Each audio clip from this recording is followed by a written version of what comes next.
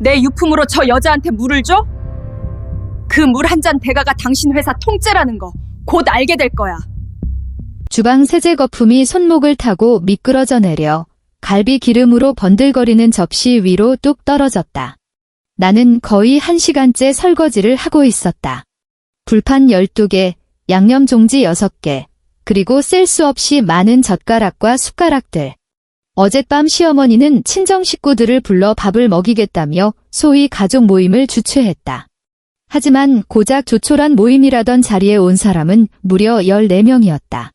오후 2시부터 재료를 손질하기 시작해서 새벽 1시가 되어 마지막 상을 치울 때쯤에는 이미 내 허리가 끊어질 듯 비명을 지르고 있었다. 논현동에 있는 이 아파트는 230평이다. 통유리창 너머로는 강남의 화려한 야경이 한눈에 들어온다. 3년 전 내가 처음 이곳에 왔을 때 최우빈은 그 불빛들을 가리키며 이렇게 말했다. 앞으로 여기가 내 집이야? 집이라고. 나는 주방 세제에 불어 하얗게 쪼글쪼글해진 내 손을 내려다보았다. 입가에 씁쓸한 미소가 번졌다. 이곳은 단 한 번도 나의 집이었던 적이 없다. 이곳은 나의 감옥이었고 나의 시험장이었으며 내가 3년이라는 시간을 들여 완수해야 했던 길고 긴 테스트 현장이었다. 등 뒤에서 또각, 또각, 하이힐이 대리석 바닥을 찍어 누르는 날카로운 소리가 들려왔다. 뒤를 돌아보지 않아도 누구인지 알 수 있었다. 시어머니 박정숙 여사의 상징과도 같은 샤넬 킬힐 소리였다. 그녀는 발을 내디딜 때마다 마치 이곳의 주인이 누구인지 선포하듯 바닥을 아주 급하고 세게 지식였다. 수정아. 등 뒤에서 들려온 그녀의 목소리에는 내가 한 번도 들어본 적 없는 묘한 득의양양함이 묻어 있었다. 나는 수도꼭지를 잠그고 천천히 몸을 돌렸다. 오늘따라 시어머니의 차림새가 유난히 화려했다. 지난달 신세계 백화점에서 샀다던 그 샤넬 트위드 정장을 입고 있었다. 내가 영수증을 봤으니 기억한다. 470만 원짜리 옷이었다. 방금 미용실을 다녀온 듯 머리는 완벽하게 세팅되어 있었고 화장은 정교했으며 입술에는 핏빛처럼 붉은 립스틱을 바르고 있었다. 설거지하는 며느리를 구경하러 온 차림새치고는 지나치게 거창했다. 그리고 시어머니 뒤에 서 있는 여자가 눈에 들어왔다. 갓 20을 넘겼을까? 요즘 유행하는 굵은 웨이브 펌을 하고 잡지 표지 모델처럼 공들인 화장을 한 여자였다. 그녀는 미색 니트 원피스를 입고 있었는데 소재가 무척 부드러워 보여 그녀를 마치 한 송이 연약한 꽃처럼 보이게 만들었다. 그 여자의 손이 살짝 불러온 아랫배를 조심스럽게 쓰다듬고 있었다. 5개월. 나는 속으로 가만히 계산해 보았다.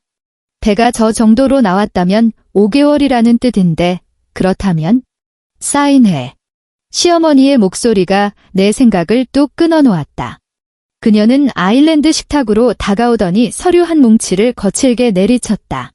종이 위로 세제 거품이 몇 방울 튀었고 조명 아래서 비웃듯 번들거렸다. 이혼 합의서. 그 5글자를 확인하는 순간 이상하게도 심장이 고요해졌다. 오늘 당장 짐 싸서 나가. 시어머니는 턱을 치켜들고 나를 아래로 깔아보며 말했다. 물건은 가져갈 생각 마라. 다 우리 최씨 집안 돈으로 산 거니까? 나는 아무 말 없이 앞치마에 천천히 물기를 닦았다. 배가 부른 그 여자, 나중에 알게 된 이름이지만 오소연은 시어머니 뒤에서 걸어나와 식탁 의자에 앉으며 허리를 두드렸다.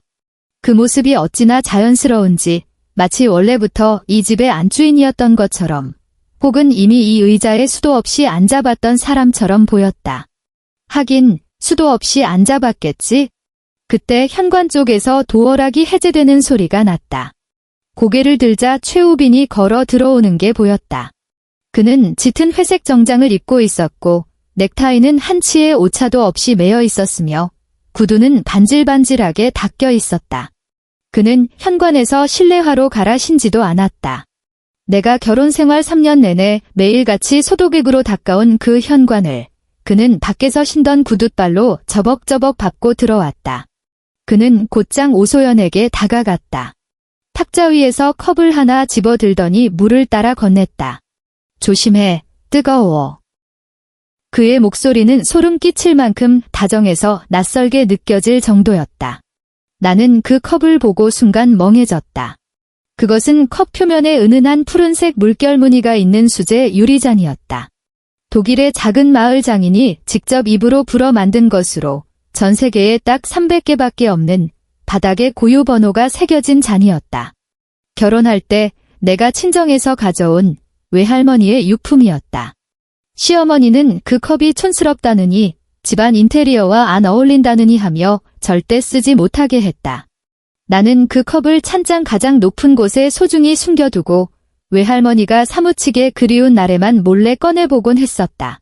그런데 지금 저 여자가 그 컵으로 물을 마시고 있었다. 손톱이 손바닥을 파고들 만큼 주먹을 꽉 쥐었다. 냉정해지자, 한수정. 냉정해야 해. 나는 깊게 숨을 들이마시고 식탁으로 다가가 이혼 합의서를 집어들었다.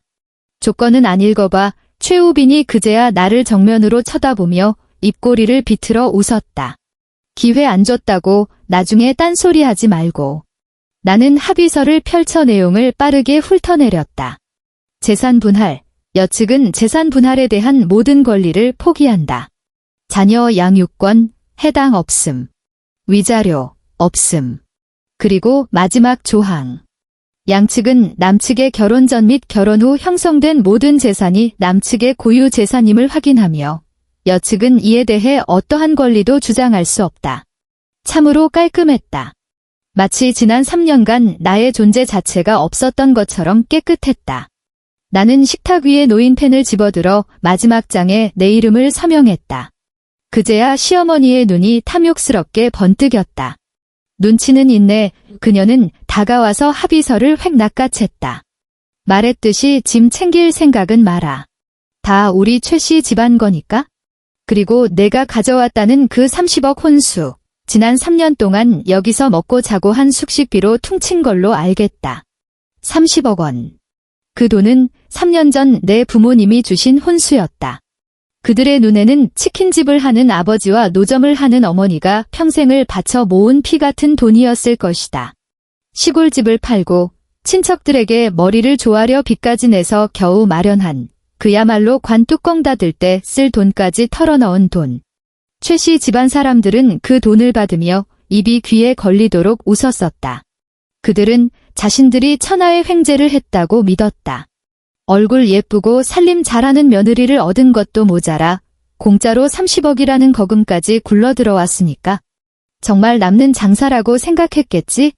나는 천천히 고개를 들어 의기양양한 시어머니의 얼굴을 똑바로 쳐다보았다. 어머니의 내 목소리는 마치 오늘 날씨가 참 좋네요. 라고 말하는 것처럼 평온했다. 그 30억 혼수, 제가 전부 도로 가져가겠습니다. 순간 공기가 얼어붙은 듯 조용해졌다. 그리고 곧이어 시어머니가 찢어질 듯한 웃음을 터뜨렸다. 도로 가져가. 그녀는 눈물까지 찔끔거리며 허벅지를 탕탕 쳤다. 내 그 닭튀기는 애비랑 노점상 하는 애미가 준 돈 말이야? 얘야, 그 30억 내 아들 파나메라 사주는데 다 썼어. 차 굴린 지가 벌써 3년인데 이제 와서 길바닥에 나가 차 껍데기라도 긁어서 돈 만들어 달라는 거냐? 오소연도 입을 가리고 크크거리며 웃었다. 그녀의 눈빛에는 경멸이 가득했다. 그들이 왜 웃는지 이해할 수 있었다. 그들의 눈에 비친 나는 그저 운 좋게 부잣집 아들을 물어 신분 상승을 꿈꾸었던 가난한 신데렐라, 치킨집 딸이자 평범한 대학을 나온 별 볼 일 없는 여자일 뿐이었으니까. 그런 내가 감히 30억을 내놓으라니 기가 찰 노릇이겠지? 나는 그 자리에 서서 그들이 웃는 모습을 지켜보았다. 내 입가에 걸린 미소가 점점 더 짙어졌다. 마음껏 웃으라고 해? 어차피 곧 웃지 못하게 될 테니까. 한참을 웃어대던 시어머니가 손수건으로 눈가를 닦으며 마치 적선이라도 하듯 오만한 말투로 말했다. 됐다. 눈앞에서 얼쩡거리지 말고 썩 꺼져. 짐 챙기는 시간 딱 1시간 준다. 명심해. 내가 입고 온 옷까지 말고는 손끝 하나라도 건드리면 안 돼. 소연아, 가자. 엄마가 우리 며느리 살방 보여줄게. 그녀는 오소연의 어깨를 감싸 안고 안방 쪽으로 걸어갔다. 두 사람의 뒷모습은 마치 친모녀지간처럼 다정해 보였다. 나는 덩그러니 주방에 서서 그들의 뒷모습을 바라보다가 문득 3년 전 그날 밤을 떠올렸다. 강남의 어느 최고급 호텔 연회장에서 열린 최 씨 집안이 주최한 우리의 약혼 파티 날이었다. 나는 수수한 원피스를 입고 구석에 서서 반쯤 남은 오렌지 주스 잔을 들고 있었다. 연회장은 화려한 조명과 값비싼 향수 냄새, 샴페인 잔 부딪히는 소리로 가득 찼고 사람들은 저마다 웃으며 이야기를 나누고 있었다. 최우빈은 사람들 한가운데서 잘 빠진 슈트 차림으로 으스대고 있었다. 그의 주위에는 강남에서 내로라 하는 부잣집 자제들이 모여 있었다. 형수님은 어디 집안 따님이야? 되게 미인이시던데 누군가 농담처럼 물었다. 술이 들어가 얼굴이 붉어진 최우빈은 손을 휘휘 내저으며 웃었다. 따님은 무슨? 그냥 평범한 집안 애야. 근데 얼굴 예쁘고 착하고 무엇보다 제일 중요한 건 그는 목소리를 낮췄지만 그 안에 담긴 거만함은 전혀 숨겨지지 않았다. 혼수를 30억이나 해왔다니까. 30억. 장모님 댁에서 진짜관 뚜껑 닫을 돈까지 싹싹 긁어왔더라고. 하하. 사람들 사이에서 와르르 폭소가 터져나왔다. 나는 멀지 않은 곳에서 그 모든 소리를 똑똑히 듣고 있었다. 오렌지 주스 잔 속의 얼음이 달그락거리며 부서지는 소리를 냈다. 나는 고개를 숙여 잔 속에 비친 내 얼굴을 바라보며 차가운 미소를 지었다. 저놈은 원래 저런 놈이다. 등 뒤에서 낮고 중후한 목소리가 들려왔다. 고개를 돌리자 연회장 구석진 그림자 속에 평상복 차림의 중년 남자가 서 있었다. 그는 캡모자를 푹 눌러 쓰고 낡은 점퍼를 걸치고 있어 턱시도와 드레스를 입은 하객들과는 전혀 어울리지 않았다. 하지만 나는 그를 알았다. 너무나 잘 알았다. 그는 나의 아버지, 한성그룹의 회장 한정호였다. 아빠, 나는 작게 속삭였다. 아버지의 시선은 내 어깨 너머 사람들 속에서 떠들어대고 있는 젊은 남자를 향해 있었다. 그의 눈빛에는 분노 대신 냉철한 관찰자의 시선만이 담겨 있었다. 정말 할 거냐? 아버지가 물었다. 나는 잠시 침묵하다가 고개를 끄덕였다. 네, 할래요. 3년 전 내가 최우빈과 결혼하겠다고 말했을 때 아버지는 반대하지 않았다. 그저 딱 한마디만 물었을 뿐이다. 그놈이 어떤 놈인지 알고는 있는 거냐? 나는 안다고 대답했다. 최우빈. 최씨 무역의 독자. 아버지를 일찍 여의고 홀어머니 손에서 자란 남자. 최씨 무역이 업계에서 이름이 좀 알려져 있다지만 냉정하게 말해 중소기업 수준의 무역회사일 뿐이었다.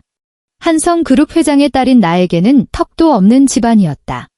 하지만 나는 상관없었다. 나는 아주 어릴 때부터 재벌가 딸이라는 꼬리표를 달고 살았고 접근하는 사람들을 항상 경계하라고 교육받았다. 너무나 많은 사람이 내 배경을 탐했고 내게 아부했다. 누가 진심으로 나를 대하는지, 누가 우리 집안의 돈을 보고 다가오는 건지 구분할 수 없었다. 최우빈을 만나기 전까지는 우리는 평범한 카페에서 만났다.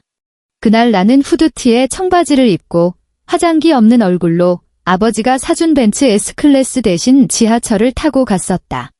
나는 여느 대학생들처럼 줄을 서서 아이스 아메리카노를 샀고 구석 자리에 앉았다. 최우빈은 바로 내 맞은편 테이블에 앉아 있었다. 그는 나를 힐끔힐끔 쳐다보더니 용기를 내어 다가와 말을 걸었다. 자신은 최우빈이고 직장인이라며 연락처를 줄 수 있냐고 물었다. 나를 바라보는 그의 눈빛은 진실했다. 그가 다른 무엇도 아닌 오직 나라는 사람 자체를 좋아해서 다가왔다고 믿고 싶을 만큼 나는 그에게 내 진짜 정체를 밝히지 않았다. 내 이름은 수정이고 부모님은 경기도의 작은 동네에서 치킨집을 하신다고 했다. 그는 괜찮다고 했다. 그런 건 중요하지 않다고 했다. 우리는 1년을 만났고 그는 끝까지 내가 가난한 집 딸이라고 믿었다. 그는 나를 여의도 공원으로 데려가 벚꽃을 보여주었고 명동 길거리에서 떡볶이를 사주었으며 그가 생각하기에 아주 고급스러운 레스토랑, 그러니까 인당 3만 원 정도 하는 파스타 집에 데려가기도 했다. 메뉴판을 보며 카드가 한도 초과될까 봐 손을 떨던 그의 모습이 아직도 눈에 선하다. 내게 최고의 것을 해주려 노력하는 그를 보며 내 마음은 처음으로 흔들렸다. 어쩌면 이 사람은 정말로 나를 사랑해서 만나는 걸지도 몰라. 그가 프러포즈하던 날 전까지만 해도 나는 그렇게 믿었다. 그날 그는 나를 한강변으로 데려갔다. 노을이 지는 강가에서 한쪽 무릎을 꿇고 주머니에서 작은 반지 케이스를 꺼냈다. 수정아, 나랑 결혼해 줄래? 나 지금은 가진 거 별로 없지만 정말 열심히 살게. 너 고생 안 시킬게. 나는 그의 눈을, 그리고 50만 원도 안 되어 보이는 그 은반지를 바라보며 하마터면 고개를 끄덕일 뻔했다. 그때 그가 아주 작은 목소리로 중얼거리는 소리를 듣지 못했다면 말이다. 혼수라도 좀 해오면 좋을 텐데 엄마가 30억 없으면 절대 결혼 허락 안 한다고 했는데 그 순간 내 가슴 속에서 타오르던 사랑의 불씨가 차갑게 식어버렸다. 나는 이 사실을 아버지에게 털어놓았다. 아버지는 한참을 침묵하다가 물으셨다. 그래서 어떻게 하고 싶으냐? 나는 말했다. 알고 싶어요. 그 남자가 사랑하는 게 정말 나인지 아니면 내가 가져올지도 모르는 돈인지. 아버지는 좋다고 했다. 그렇다면 30억을 주겠다고 했다. 나는 거절했다. 아니요, 그렇게 주면 너무 쉽잖아요. 이 30억이 우리 부모님이 뼈 빠지게 고생해서 집 팔고 빚내서 겨우 마련한 돈이라고 믿게 할 거예요. 우리 집이 이제 빈털터리가 되었다고 생각했을 때 그가 나를 어떻게 대하는지 보고 싶어요. 아버지는 나를 바라보았고 그 눈빛에는 처음으로 딸에 대한 대견함이 스쳤다. 좋다, 아버지가 말했다. 3년이다. 딱 3년만 지켜보마. 만약 그 안에 그놈이 너를 함부로 대한다면 한성그룹 법무팀이 총출동해서 뼈저린 대가를 치르게 해주마. 그렇게 나는 가난한 집딸이라는 가면을 쓰고 최 씨 집안에 들어갔다. 결혼 후 1년, 나는 그 집의 모든 가사를 전담했다. 매일 새벽 5시에 일어나 아침상을 차리고 최우빈을 출근시킨 뒤에는 230평짜리 아파트를 청소하기 시작했다. 걸레질, 창문 닦기, 빨래, 옷장 정리.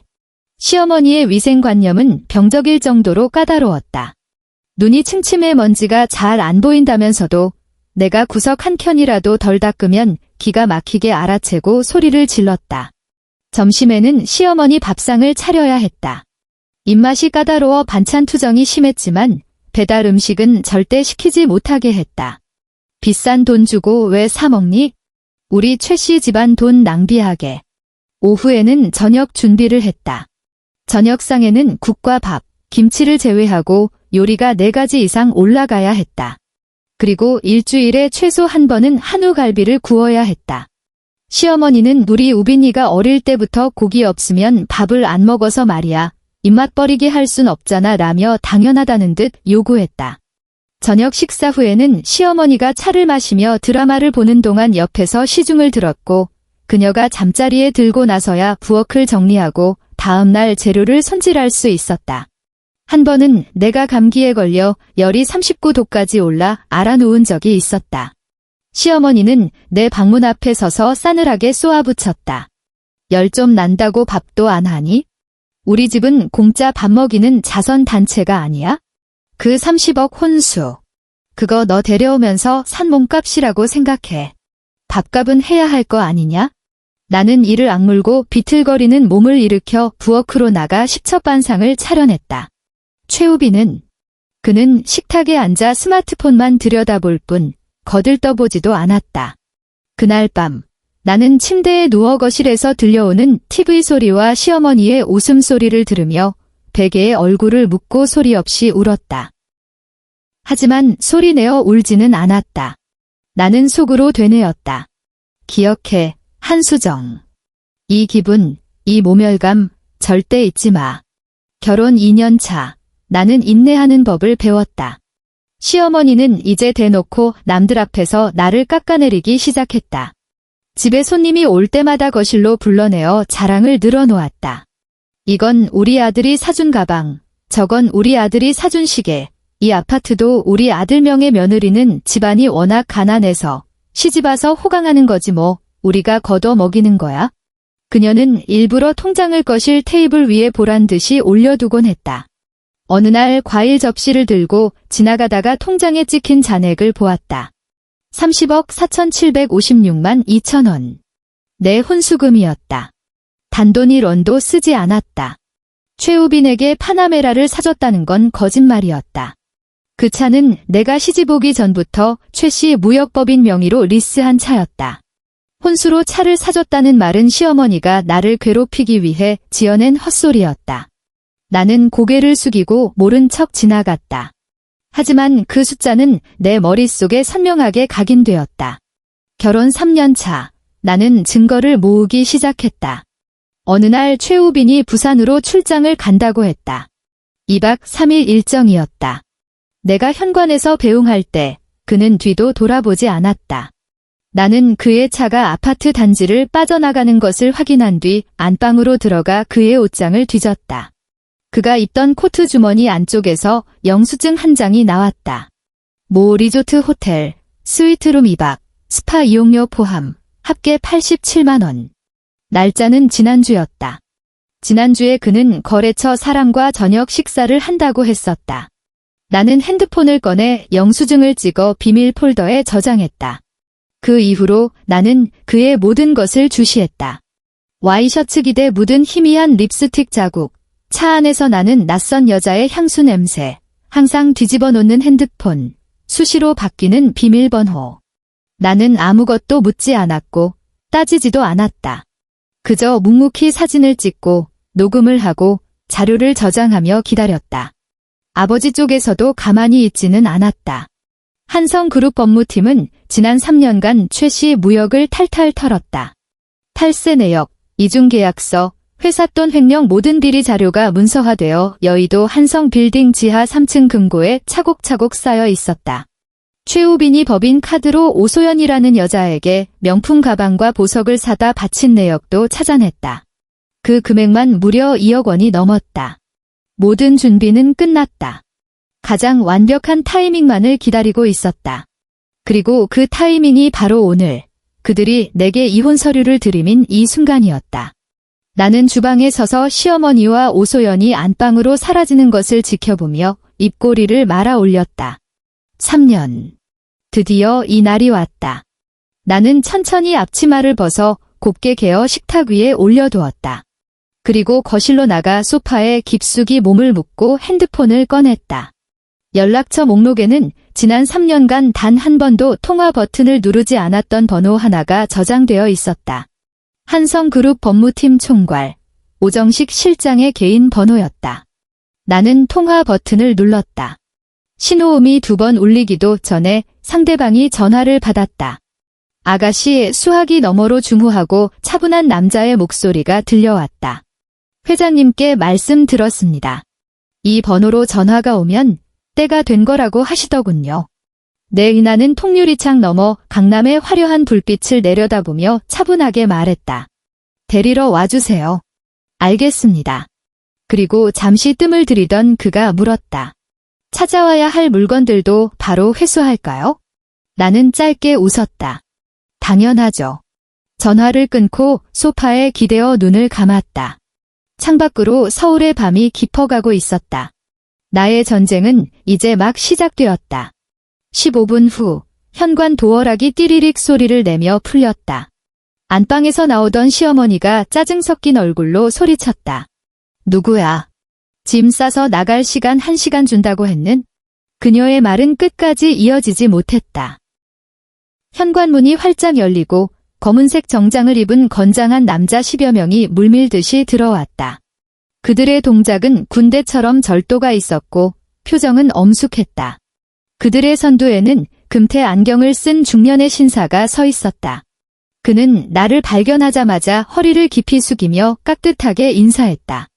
아가씨, 회장님께서 모셔오라 하셨습니다. 남자는 정중하게 허리를 숙였다. 그러고는 시어머니를 향해 돌아섰다.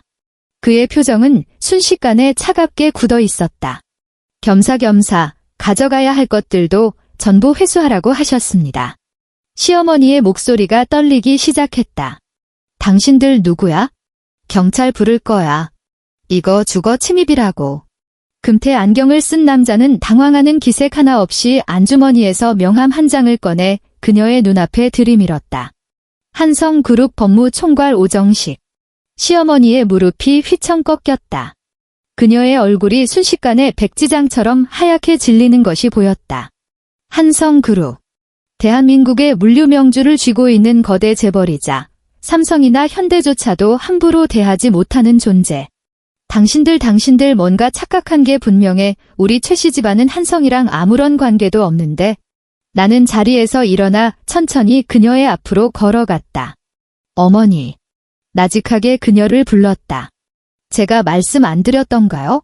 제 아버지가 한씨라고요. 시어머니는 마치 낯선 사람을 보듯 눈을 크게 뜨고 나를 올려다보았다. 너 지금 뭐라고 했니? 나는 대답하지 않았다. 대신 오정식 실장에게서 그가 건네주는 생수병을 받아 들었다. 사람들은 다 왔나요? 네, 다 도착했습니다. 오정식 실장이 안경을 추어올리며 말했다. 그리고 회장님의 지시에 따라 모든 대응 매뉴얼을 가동했습니다. 모든. 그렇습니다. 은행, 세관, 그리고 저들의 최대 거래처까지요. 오 실장의 입꼬리가 미세하게 올라갔다. 한성 로지스틱스는 방금 최씨 무역과의 모든 거래를 일방적으로 종료했습니다. 말도 안 돼. 방 안쪽에서 비명 같은 소리가 들려왔다. 최우빈이 뛰쳐나왔다. 그의 손에는 핸드폰이 들려 있었다. 그의 얼굴은 시어머니보다 더 창백했고 이마에는 식은땀이 송골송골 맺혀 있었다. 그의 핸드폰은 쉴 새 없이 울려대고 있었다. 전화가 끊기기 무섭게 또 다른 전화가 빗발쳤다. 최 대표님. 은행에서 갑자기 대출금을 전액 상환하라고 합니다. 세관에 묶인 물건들이 전부 압류됐습니다. 서류에 문제가 있다는데요. 우리 최대 거래처인 한성 로지스틱스에서 모든 계약을 파기하겠다고 통보해왔습니다. 최우빈의 손이 덜덜 떨렸다. 그가 고개를 들어 나를 쳐다보았다. 그의 목소리는 갈라져 쇳소리가 났다. 너 정체가 뭐야? 나는 그를 바라보았다. 한때 내 마음을 설레게 했던 남자, 한강변에서 내게 평생을 약속했던 남자. 나 한수정이야. 나는 또렷하게 말했다. 한성그룹 회장 한정호의 무남동료, 한성그룹의 유일한 후계자. 거실은 바늘 떨어지는 소리가 들릴 만큼 고요해졌다. 시어머니는 다리에 힘이 풀려 바닥에 주저앉았다. 최우빈은 마치 영혼이 빠져나간 사람 같았다. 손에서 미끄러진 핸드폰이 대리석 바닥에 부딪히며 액정이 거미줄처럼 산산조각 났다. 안방 쪽에서 고개를 내민 오소연은 거실을 가득 메운 검은 정장의 남자들을 보고 핏기가 완전히 가셨다.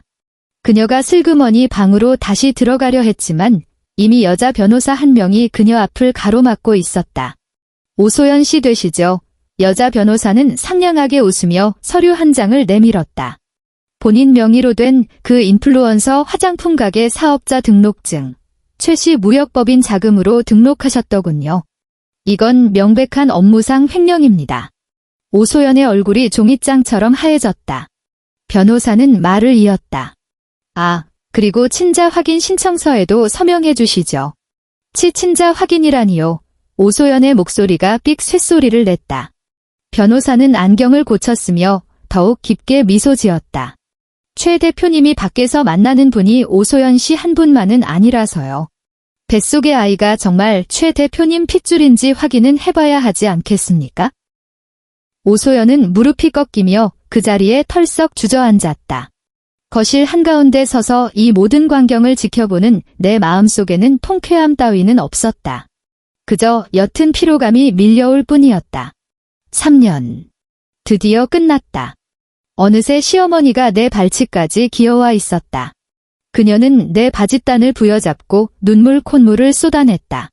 수정아 애미가 잘못했다. 그녀의 목소리는 처절하게 쉬어 있었다. 그 30억, 애미가 어떻게든 갚으마. 제발 내 아버지한테 말해서 좀 봐달라고 해라. 우리 최씨 집안, 우리 집안 이대로 망할 수는 없어. 나는 그녀를 내려다보았다. 한때 그토록 고고하게 굴던 여자, 온갖 방법으로 나를 모욕하던 여자가 지금 내 발 아래 엎드려 패배한 개처럼 굴고 있었다. 나는 천천히 허리를 굽혀 그녀와 눈을 맞췄다. 어머니, 내 목소리는 아주 작고 고요했다. 30억은 그저 혼수일 뿐이에요. 시어머니가 멍하니 멈칫했다. 지난 3년 동안 제가 어머니 수발 들고 빨래하고 밥하고 새벽 2시에 일어나 해장국 끓여다 바친 거 나는 한 글자 한 글자 힘주어 말했다. 그 노동의 대가는 어떻게 계산하실 건가요? 시어머니의 눈이 찢어질 듯 커졌고 입술은 파르르 떨리며 말을 잇지 못했다. 나는 허리를 펴고 오정식 실장을 돌아보았다. 청구서는요? 오 실장이 고개를 끄덕이며 수하들에게 눈짓하자 그들이 식탁 위에 서류 뭉치를 쫙 펼쳐놓았다. 두툼한 서류 덤이었다. 지난 3년간 나의 일일 가사 노동 내역, 시어머니가 파손한 예물 보석들의 감정서, 정신적 피해보상 평가서, 그리고 병원 진료 기록들. 내가 39도 고열에 시달리면서도 밥을 차리다 결국 폐렴으로 일주일이나 입원했던 그 기록까지 빠짐없이 들어있었다. 마지막 장에는 붉은색 숫자가 찍혀 있었다. 일금 127억 원. 1차적으로 산정한 배상 금액입니다. 오 실장은 사무적으로 말했다. 물론 이건 어디까지나 1차적인 계산일 뿐입니다. 최 여사님께서 법적 절차를 밟아 공개 재판을 원하신다면 이 금액은 훨씬 더 올라갈 겁니다. 그는 잠시 말을 멈추더니 입꼬리를 살짝 비틀어 올렸다. 아무래도 언론에서는 재벌가 딸의 은밀한 결혼 생활과 학대 같은 자극적인 헤드라인을 아주 좋아하니까요. 시어머니는 완전히 무너져 내렸다. 그녀는 땅을 치며 통곡하기 시작했다. 그 소리가 어찌나 처절한지 지붕이라도 날려버릴 기세였다. 내가 아니야, 내 잘못이 아니야, 지가 좋아서 시집 온 거잖아, 지가 원해서 한 거잖아. 나는 더 이상 그녀를 보지 않았다. 내 시선은 거실 탁자 위, 소파 옆에 놓인 컵으로 향했다. 그 독일제 수제 유리잔. 나는 다가가 컵을 집어들었다. 조명 아래서 컵 표면에 푸른 물결무늬가 마치 고요한 강물처럼 흐르는 듯했다. 외할머니는 생전에 이 컵으로 차를 마시는 걸 가장 좋아하셨다. 파란색은 하늘을 닮아서 마음을 차분하게 해준다면서. 수정아, 훗날 무슨 일이 있어도 명심해라. 넌 한씨 집안의 딸이야. 할머니의 목소리가 귓가에 맴도는 듯했다. 한신의 딸은 영원히 당하고만 살지 않는단다. 나는 숨을 깊게 들이마시며 컵을 쥔 손에 힘을 주었다. 그리고 스르르 손을 놓았다. 쨍그랑. 컵은 대리석 바닥에 부딪혀 산산조각이 났다. 유리 파편이 사방으로 튀며 조명 아래서 서늘한 빛을 뿜어냈다.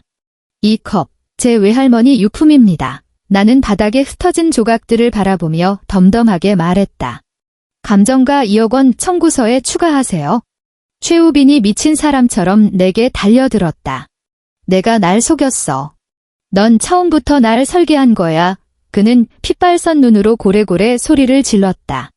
이 사기꾼 같은 년. 경호원 2명이 순식간에 그의 양팔을 제압했다. 그는 덫에 걸린 짐승처럼 발버둥 쳤고 목에는 굵은 핏대가 솟아올랐다. 나는 그를 차분하게 응시하며 말했다. 우빈 씨, 말은 바로 해야지. 나는 한 걸음 다가가 그와 시선을 맞췄다. 돈을 먼저 선택한 건 당신이었어. 그의 움직임이 딱 멈췄다. 나는 말을 이었다.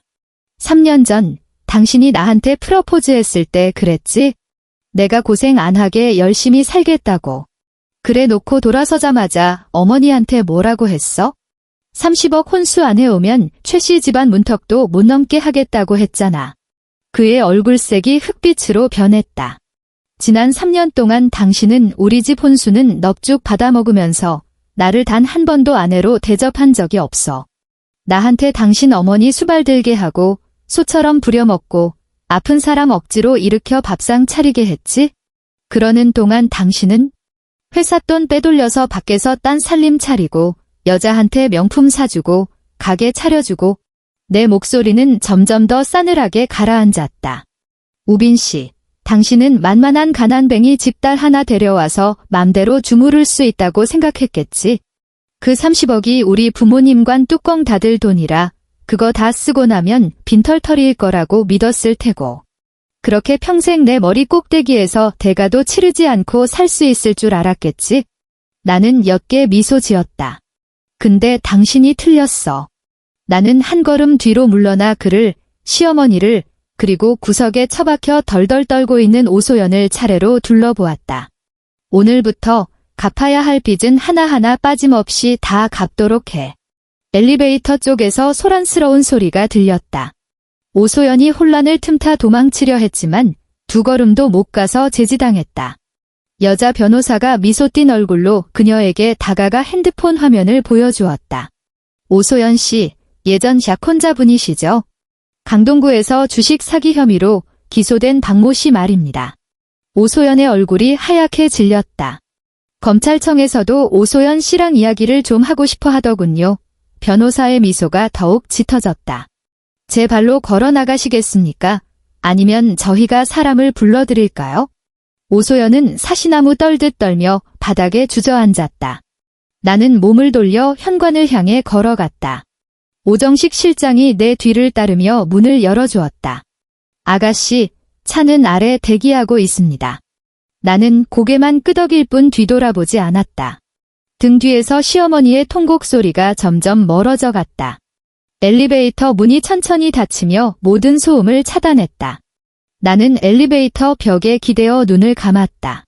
3년. 드디어 끝났다. 엘리베이터가 부드럽게 하강했다. 다시 눈을 떴을 때 눈앞에는 아파트 로비가 펼쳐져 있었다. 검은색 메르세데스 마이바흐 한 대가 현관 앞에 정차해 있었고 뒷좌석 문은 이미 열려 있었다. 나는 엘리베이터에서 내려 로비를 가로질러 차를 향해 걸어갔다. 서울의 밤 공기가 찼지만 그 어느 때보다 상쾌하게 느껴졌다. 3개월 후 서울중앙지방법원 정문 앞 기자들의 플랫이 세례가 쉴 새 없이 터졌다. 나는 법원 맞은편 카페 창가에 서서 통유리 너머로 육중한 법원 문이 천천히 열리는 것을 지켜보았다. 최우빈이 교도관 2명에게 양팔을 붙들린 채 끌려 나오고 있었다. 그의 손목에 채워진 은색 수갑이 햇빛을 받아 날카롭게 번뜩였다. 머리는 반백이 되었고 눈가는 퀭하니 꺼져 있었으며 살이 쏙 빠져 몰골이 말이 아니었다. 3개월 전만 해도 의기양양하던 무역회사 후계자의 모습은 온데간데없고 좋기 20년은 늙어 보였다. 조셉 호탈, 업무상 횡령, 사문서 위조, 징역 6년. 기자들이 벌떼처럼 달려들어 마이크와 카메라를 그의 얼굴에 들이밀었다. 최우빈 씨, 오늘 판결에 대해 하실 말씀 있습니까? 후회하십니까? 전 부인이 한성그룹의 따님이라는 소문이 사실입니까? 최우빈은 아무런 대답도 하지 않았다. 그는 고개를 푹 숙인 채 교도관들에게 떠밀려 호송차를 향해 걸어갔다. 차에 오르기 직전 그가 문득 고개를 들어 인파 너머 카페 쪽을 바라보았다. 그가 나를 보았는지는 알 수 없었다. 하지만 그 순간 그의 입술이 달싹이는 것이 보였다. 나는 그 입모양을 읽어냈다. 미안해. 나는 앞에 놓인 아이스 아메리카노를 들어 가볍게 한 모금 마셨다. 너무 늦었어. 6개월 후. 경기도 일산의 어느 반지하 방. 시어머니 박정숙은 보풀이 잔뜩 일어난 낡은 스웨터를 입고 곰팡이가 핀 벽구석에 앉아 감자를 깎고 있었다. 반지하 방의 벽지는 습기를 머금어 눅눅했고 구석에는 아직 내다버리지 못한 종량제 쓰레기 봉투가 쌓여 있었다. 손바닥만한 창문으로 들어오는 빛은 희미하고 탁했다. 텔레비전 소리가 크게 울리고 있었다. 한성그룹은 오늘 한정호 회장의 외동딸 한수정 씨가 그룹 경영에 공식 복고하여 부사장직을 맡게 되었다고 발표했습니다. 이는 한성그룹 창사 이래 최초의 여성 핵심 경영진 등용으로 화면이 바뀌고 한성 빌딩 스카이라운지가 비쳤다. 새하얀 정장을 입은 여자가 통유리창 앞에 서서 서울 시내를 내려다보고 있었다. 깔끔하게 묶은 로우 포니테일 헤어스타일에 우아하고 절제된 화장을 한 그녀의 입가에는 옅은 미소가 걸려 있었다. 감자를 쥐고 있던 시어머니의 손이 격렬하게 떨리기 시작했다. 흙탕물이 바지에 뚝뚝 떨어졌지만 그녀는 알아채지 못했다. 저런 천하의 몹쓸 년, 저 나쁜 년. 그녀는 텔레비전 화면을 뚫어지게 노려보며 중얼거렸다.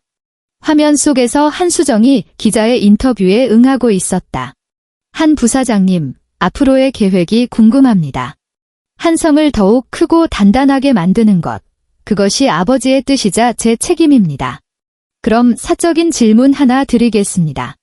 혹시 재혼 계획은 있으신지요? 한수정은 여유롭게 웃었다. 현재로서는 없습니다. 당분간은 일에만 집중하고 싶군요. 시어머니는 깎던 감자를 바닥에 내동댕이 쳤다. 사기꾼. 사기꾼. 다 사기꾼들이야. 그녀는 비좁은 반지하 방이 떠나가라 악을 썼다. 전현이 내 아들을 망쳤어. 우리 최씨 집안을 풍비박산냈다고. 아무도 대꾸하는 이는 없었다. 반지하 방에는 텔레비전 소리와 그녀의 쉰 목소리만이 공허하게 맴돌 뿐이었다. 여의도 한성 빌딩, 최상층 집무실. 통유리창 너머로 가을 햇살이 한강 물결 위로 부서져 내리고 있었다. 나는 집무용 책상 뒤에 앉아 만년필을 쥐고 있었다. 책상 위에는 서류 한 부가 펼쳐져 있었다. 최씨 무역 파산 청산 보고서. 나는 마지막 페이지를 넘겨 확인란에 내 이름을 서명했다. 만년필 펜촉이 종이 위를 스치며 사각거리는 소리를 냈다. 나의 손놀림은 우아하고 무심했다. 마치 3년 전 그 주방에서 이혼 합의서에 서명하던 때처럼 가벼웠다. 서명을 마친 나는 파일을 덮어 한쪽으로 밀어놓았다. 책상 한켠에는 액자가 하나 놓여 있었다. 부모님과 함께 찍은 사진이었다. 작년 추석 제주도에서 찍은 것으로 아버지는 드물게 환하게 웃고 계셨고 어머니는 내 팔짱을 낀 채였다. 세 사람 뒤로는 푸른 하늘과 바다가 펼쳐져 있었다. 사진 속 어머니의 미소를 보며 문득 3년 전 그날 밤이 떠올랐다. 그날 밤 아버지에게 귀장 결혼을 하겠다고 말씀드렸을 때 어머니는 내 손을 꼭 잡고 눈시울을 붉히셨다. 수정아, 내가 어릴 때부터 주관이 뚜렷한 건 안다만 혹시라도 그 사람이 정말 너한테 못되게 굴면 꼭 엄마한테 말해야 한다. 알았지? 나는 어머니를 안고 귓가에 속삭였다. 엄마, 걱정 마세요. 한신의 딸은 어디 가서 영원히 당하고만 살지는 않아요. 똑똑. 집무실 문을 두드리는 소리가 났다. 들어오세요. 비서가 서류 뭉치를 안고 들어왔다. 부사장님, 오늘 결제하실 서류입니다. 그리고 이 비서는 잠시 머뭇거렸다. 최우빈 씨 모친께서 오늘 또 찾아오셨습니다. 내 손이 잠시 멈칫했다. 로비에서 2시간째 무릎 꿇고 계십니다. 부사장님 얼굴 한 번만 보게 해달라고요. 비서는 조심스럽게 말을 이었다. 보안팀에서 끌어낼까요? 나는 펜을 내려놓고 의자 등받이에 몸을 기댔다. 창밖으로 보이는 서울의 하늘은 높고 맑았다. 보안팀 불러서 돌려보내세요. 내가 말했다. 비서가 고개를 끄덕이며 몸을 돌렸다. 잠깐만요. 내가 그녀를 불러세웠다. 비서가 다시 돌아섰다. 전해주세요. 내 목소리는 차분했다.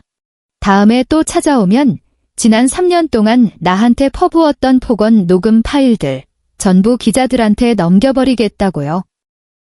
비서는 잠시 멍하니 있다가 이내 고개를 숙이고 나갔다. 집무실에는 다시 정적이 흘렀다. 나는 의자를 돌려 통유리창을 마주했다. 창밖으로 한강이 햇살을 받아 반짝이고 있었고 멀리 남산타워가 아스라하게 보였다. 나는 책상 위에 놓인 커피를 들어 가볍게 한 모금 마셨다. 여전히 아이스 아메리카노였다. 4,500원짜리지만 오늘따라 유난히 향이 좋았다. 유리창에 비친 내 모습을 바라보았다. 잘 재단된 흰색 정장을 입고 머리카락 한 올 흐트러짐 없이 빗어넘긴 입가에 옅은 미소를 머금은 여자가 그곳에 있었다. 3년. 드디어 나는 한성그룹의 후계자로서 당당하게 이곳에 서서 이 도시를 내려다보고 있다.